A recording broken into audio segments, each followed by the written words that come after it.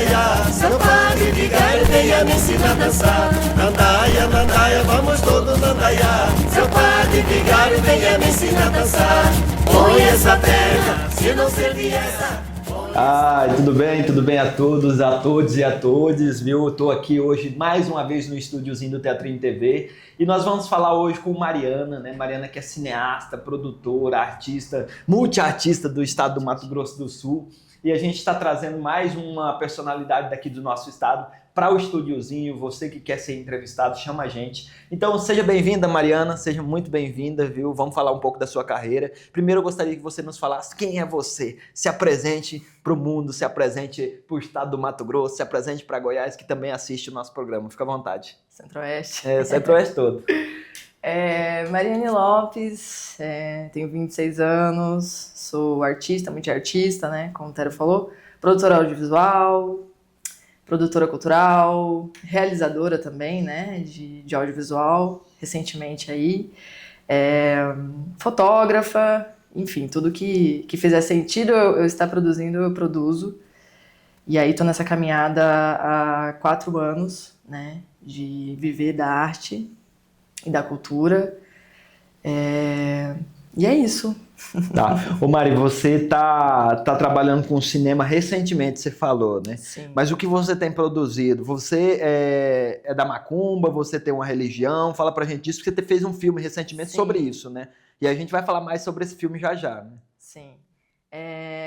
Faz 1 ano, acho, que eu entrei, né, na minha casa de santo, o Ile Assé e Fonsola de Adiagunã, uma casa de candomblé do Queto. Sim.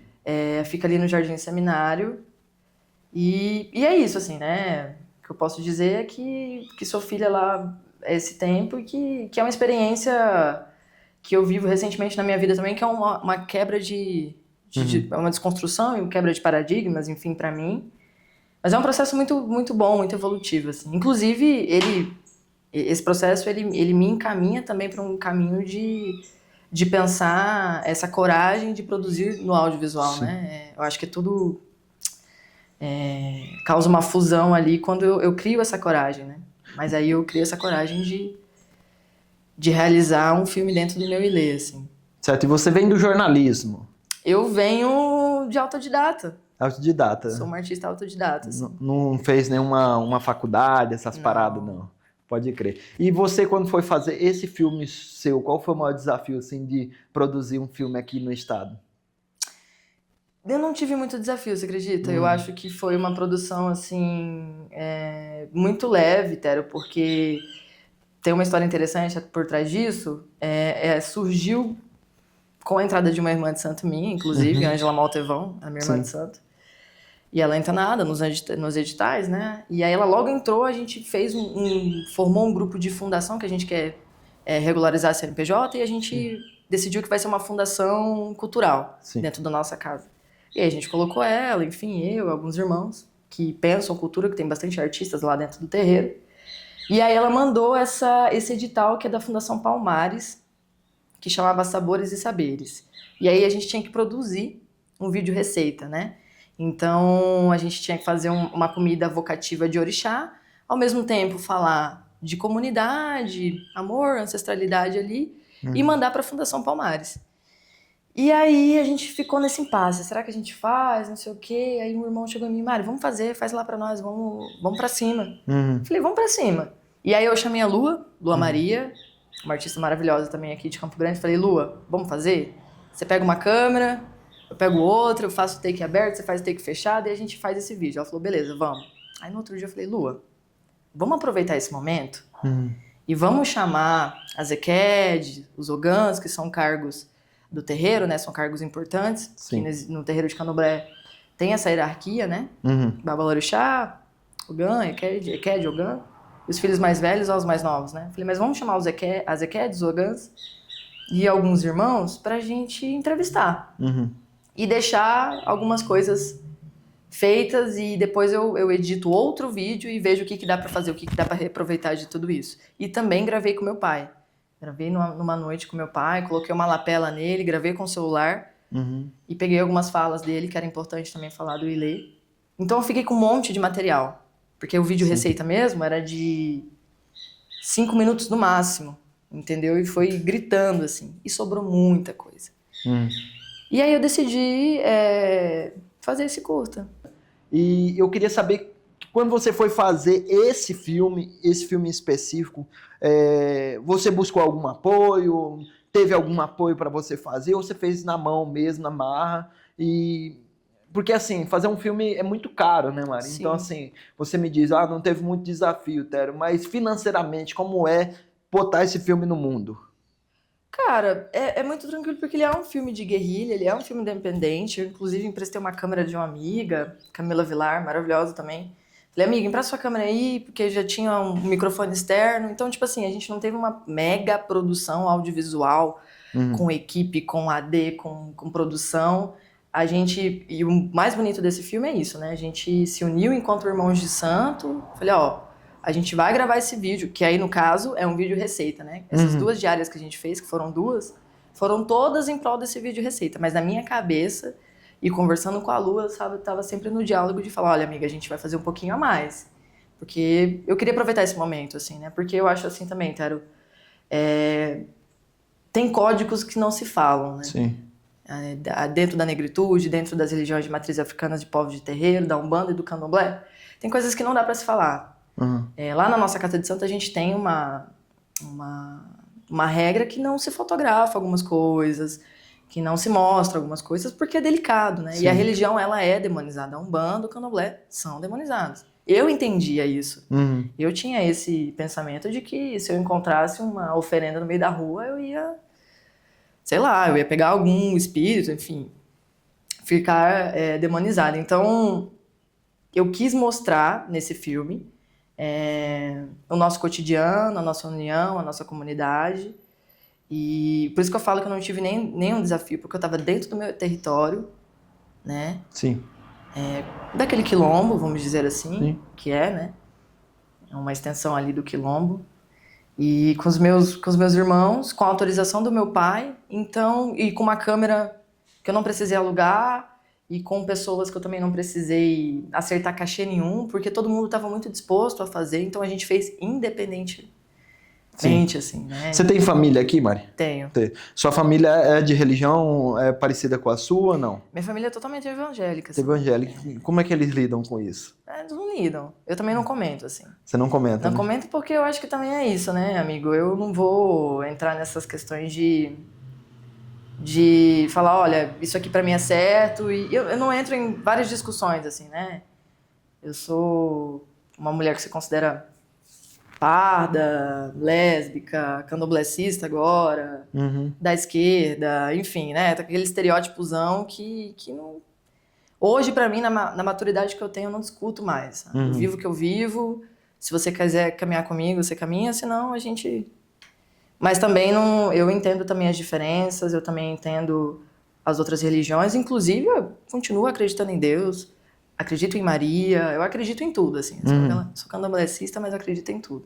Mas eu vivo a religião hoje acreditando nesse simbolismo, nesses arquétipos de orixás, acreditando também na nossa ancestralidade, que vai muito além também, né? Sim. E você parte de um preceito ali que é muito importante, porque nessas religiões de África, a comida é muito importante, Sim. né? Então, quando a gente vai mesmo fazer uma oferenda, a maioria são feitos com comida e bebida, né? Que Sim.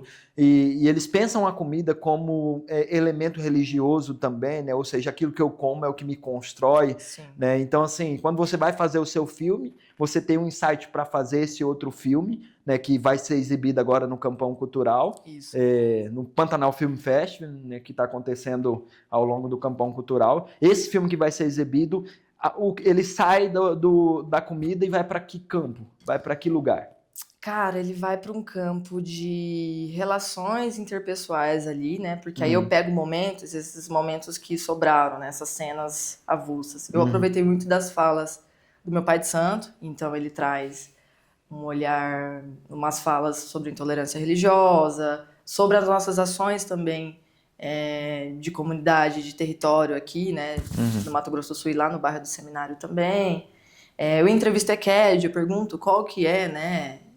A importância de ser uma EQED, qual que é o sentimento de ser uma EQED, porque a gente tem, né, no candomblé essas hierarquias, né?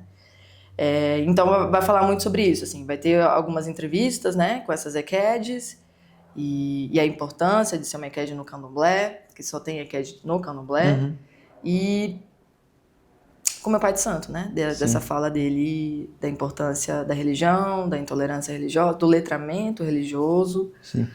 E aí tem umas cenas soltas, assim, né, Uhum. um irmão fazendo um banho de erva, as EQEDs fazendo a comida, porque as EQEDs elas têm um cargo muito bonito, que é abaixo do pai de santo, as EQEDs e os ogãs. Os ogãs são as pessoas ali que tocam atabaque, que cantam, né? Nem sempre só tocam, mas também cantam e fazem toda essa manutenção da energia enquanto a gente está na gira. As EQEDs, elas são as mulheres, inclusive são só mulheres, que cuidam da casa, né? Então elas cuidam do pai de santo, elas cuidam do período da incorporação, principalmente se o pai de santo também estiver incorporado, enfim.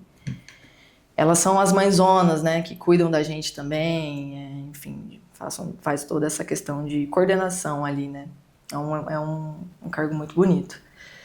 Então tem fala delas, assim. No curta, eu entrevisto poucas pessoas e mostro poucas pessoas, né. Eu falo de comunidade, falo de cotidiano, falo de relações interpessoais, falo de momentos ali importantes e fala também importantes, mas também pensando que a minha casa tem 50 e poucos filhos, né?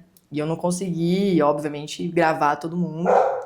Eu acho que eu nem conseguiria também ver uma dinâmica de gravar todo mundo, assim. Porque isso é muita coisa pra falar e cada um tem sua relação com o candomblé. E é diferente, né? Sim. Mas eu reduzi tudo isso e reaproveitei esse momento.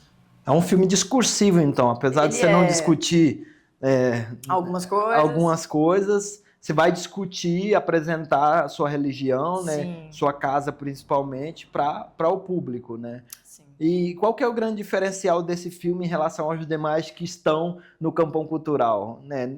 Especialmente no dia 4, que é a exibição do seu filme, começa às 18 horas a sessão, né? Pelo que eu vi, eu posso estar enganada, se eu estiver enganada, me perdoe aí, né, pro diretor, mas eu acho que vai ser o único filme que vai trazer essa abordagem, assim. Sim. E eu acho importante, e o maior sentimento também em relação a esse filme, é importante a gente conhecer as culturas de religiões de matriz africanas e povos de terreiro, assim. A gente conhece muito a Umbanda. Eu acho que a Umbanda faz essas oferendas, né, que coloca bebida, coloca comida, né, a gente faz a oferenda dentro do terreiro. A gente não leva a oferenda pra encruzilhada e nada. Ali a gente acende uma vela, faz uma oferenda. Ali a gente faz tudo o que a gente precisa fazer dentro da nossa casa. Acontece momentos e rituais e ritos que a gente faz de levar numa cachoeira e tal, mas são muito raros, assim. E eu acho que a gente precisa se aprofundar e também, Tero, eu acho que falar dessas narrativas, né, afro-brasileiras, assim, eu acho que é isso, assim. Acho que nem sempre as pessoas pretas, pardas, indígenas precisam estar falando das suas respectivas territórios, histórias, enfim, mas eu acho que a gente precisa quebrar paradigmas, e principalmente em Campo Grande, assim, né? Eu conheço poucas produções audiovisuais relacionadas a isso. E é isso, as pessoas vão conhecer um pouquinho da minha casa, mas também vão refletir um pouquinho sobre o candomblé, sobre a união, sobre amor, porque eu também falo de evolução, né? Tipo, no candomblé a gente não vive culpa. O inferno é aqui, o inferno é agora. Não tem um inferno depois. A gente vive o inferno aqui. Então, não tem por que a gente se culpar. Então, a gente tem uma manhã para melhorar, evoluir. E a vida não é linear, assim, ela é espiralar. Então, hoje eu tô vivendo isso, amanhã eu tô vivendo outra coisa, e a gente vai melhorando. E por amor. Por amor, assim. E eu acho que é isso. Eu acho que ele transmite muito isso. E toda essa narrativa cotidiana, de evolução, família, comunidade e letramento racial, assim. É também um viés. E uma das maiores coisas pra mim também é que a gente não faz macumba o tempo inteiro. Até chegar o momento que a gente faz macumba, né, lá pro 7h30, 8 horas da noite, a gente tá indo pra nossa gira ali, que aí vem um orixá, enfim, a gente ali faz a nossa gira, que a gente chama casa de candomblé, né? A gente tem gira de esquerda, a gente tem gira de direita, mas a gente cultua orixá. Então, até a gente fazer macumba, que a gente faz macumba pra nós, tipo, o outro não existe. Por isso que a gente fala de evolução. Quando a gente fala de evolução, a gente olha pra si. Quando a gente olha pra si, a gente tá focado em si, e o outro não existe. Então, para mim, isso já é um letramento. A pessoa entender que a gente está ali cultuando pro nosso bem, pra nossa evolução, a gente não olha pro outro. Não tem como olhar pro outro quando você tá olhando para si. Se você olha para si, você tá olhando pro outro. Não tem coerência, entendeu? Então, não tem como evoluir se você tá olhando pro outro, porque é isso. A gente é um indivíduo na Terra. Então, o Candomblé também fala muito sobre isso, assim, da gente construir o nosso próprio caminho. E aí, o meu caminho no Candomblé difunde com essa produção, assim. Ter a coragem de fazer uma primeira produção. E eu amo que essa produção foi totalmente independente, foi de guerrilha. Eu quero experimentar, viver esse momento de contratar minha equipe. Inclusive, vem aí. Mas eu gosto muito desse aspecto de guerrilha. Eu gosto muito de ver que, às vezes, uma produção dessa é bem mais leve do que entrar num set e ter 50... 50, né? Quem me dera, mas uns 20 profissionais. 50 já é um longa, já. 50 já né? Ô, Mário, aproveitando que você fez essa pausa nessa sua explanação, eu queria que você, para que a gente finalizar, que esse programinha nosso é curto, que você me falasse o que vem aí, né? Quais são os projetos agora para o futuro, né? O que você espera, né? E principalmente convida o público para estar na sua sessão, né? Agora no dia 4. Cara, o que vem aí pode vir qualquer coisa, assim, porque não respectivo disso também, porque eu não quero que seja a minha única, não quero que seja minha única narrativa, assim. Eu gosto de narrar o que me atravessa, né? Eu tô produzindo videoarte e tudo independente, assim. Eu não procuro, algumas coisas eu não procuro ir para um viés de edital, enfim, esses caminhos que são também ótimos para se fazer produção audiovisual. Bem produção de cinema esse ano ainda, né, de filme e de audiovisual. E é isso, né, eu não fico só no audiovisual. Para mim as coisas elas são muito... A cabeça do multiartista é isso, né, daqui nasce um ensaio fotográfico, mas também nasce um audiovisual, mas também nasce pintura, que eu também vou para esse viés.